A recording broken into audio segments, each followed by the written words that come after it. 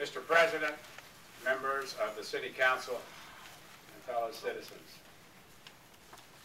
Omaha continues to gain national recognition for the quality of life that we have and share. From Business Week to the Next Generation Consulting, Omaha is high on the places to be, whether you are just starting a career or raising a family. Recently, the U.S. Olympic team trials for swimming announced that they would return to Omaha in the year 2012. And in 2011, the College World Series will move to a new downtown stadium. The issue is not how we attract attention to Omaha, but rather how do we manage the attention we are receiving. But we sail on stormy seas. Never in my years in this community have I seen more families, businesses, schools struggle. Some facing the toughest financial times since the Great Depression. Carl Sandburg wrote, "The fog comes on little cat feet." The fog of economic uncertainty has surrounded many, and our city is no exception. The city must set a proper course, a proper financial course, on which that fog soon moves on. It won't be easy, and there will continue to be those that argue that we still have to put off the difficult decisions that we have already deferred far too long. I present to you today a budget that represents less than a 1% increase in the total operating expenditures from 2009. The growth of Omaha City government spending over the last 9 years has averaged nearly 3%, no greater than the rate of inflation. Excluding public safety, that same growth rate is a little over 1% per year. At the same time, please note that the city's population has grown 12%. Since 2001, there has been a reduction of nearly 13% in the city's civilian workforce. Citywide, equipment purchases and facility maintenance have been deferred and deferred and deferred for these last 8 years. The City Parks Department is unable to maintain park roads and parking lots and sidewalks and trails. City planning has incurred delays in processing permits as positions have been eliminated or held vacant. The City Finance Department has had to eliminate the internal audit function. There are sworn police officers that are performing civilian duties when they could and should be on the street protecting our citizens. This is not a city government on a spending spree. This is a city that's stretched thin and struggling to get by on limited resources. I have analyzed the city services and find little room left for spending cuts. In 2010, there will be a net reduction of 7 civilian positions. There will be a 1-year delay in the purchase of a new police helicopter. I will seek the closing of Westwood Golf Course as the first step toward reviewing all golf course operations and possibly leading toward the privatization of our golf courses.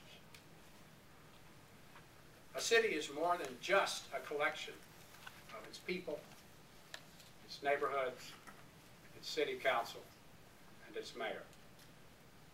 A city is the sum of its parts, and those parts must work in unison in order to be efficient. The concept of spending cuts may be seen as popular by some, but the effect of these cuts has a direct negative impact upon the community, breaking down the parts that make up the whole of this city. Just like everyone else, city government has seen a dramatic increase in the cost of living, especially in health care. Health care costs are projected to rise another 10% next year. We have no control over this factor, and there is no immediate solution. The city is also tied to long-term contractual obligations for which there is no short-term release. 94% of the fire department budget, for example, involves such contractual commitments. This year, the city has seen a precipitous drop in the sales tax receipts. Sales tax receipts amount for nearly half of the city general fund revenue.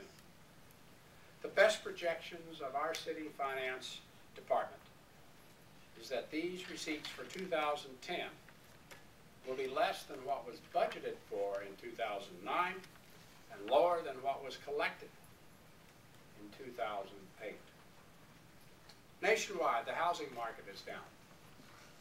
Lower property values and property tax receipts are expected to be flat. As a result, the city's finance department projected an $11 million shortfall in the general fund for 2010. This is after all the city departments had already made significant reductions in their proposed 2010 budgets. It is not possible to balance such a shortfall of this size by closing a single swimming pool. It is not possible to balance a shortfall of this size by closing a single library. It is not possible to balance a shortfall of this significant size by reducing maintenance in a city park. Rather, it means eliminating entire programs. Spending cuts of this magnitude would mean closing the entire city pool system for 2010. Spending cuts of this magnitude would mean the closing of the entire library system for 2010. The projected shortfall is more than the library's entire operating budget. Spending cuts of this magnitude would bring an end to the basic services, such as yard waste collection. We cannot risk that further delays in the training and the recruitment of new police officers at a time when crime is still a #1 concern of our people. It has been said that one of the tests of leadership is to recognize a problem before it becomes an emergency. I recognize these problems, and I do not want them to turn into an emergency. Therefore, I am proposing a new 2% entertainment tax to balance the general fund shortfall and preserve the services that our citizens have come to enjoy, deserve, and expect. For an extra $1 on a $50 dinner, each and every citizen helps to keep our libraries open, our pools open, our parks made, and our public service, police and fire, in operation. In the budget I present to you today, public safety and basic city services are the top priorities. And this budget reflects priorities that you, members of the City Council, have already shared with me. As you review my recommended budget, you will see that I have incorporated many of your ideas. I have also listened to the community's input. Not surprisingly, we all have some things in common, particularly the priority